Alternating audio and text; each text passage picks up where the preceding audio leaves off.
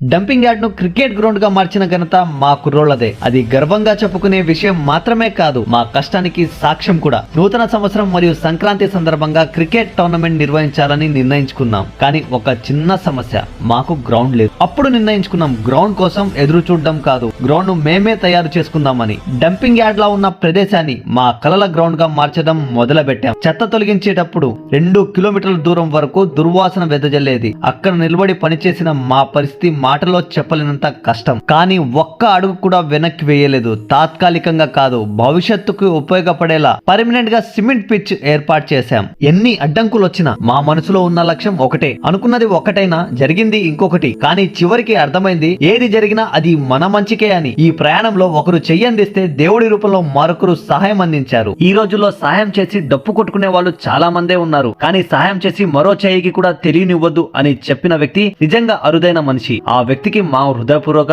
కృతజ్ఞతలు. ఇది ఒక గ్రౌండ్ కథ కాదు, పట్టుదలకి, ఐక్యతకి, నమ్మకానికి నిలువెత్తు ఉదాహరణ.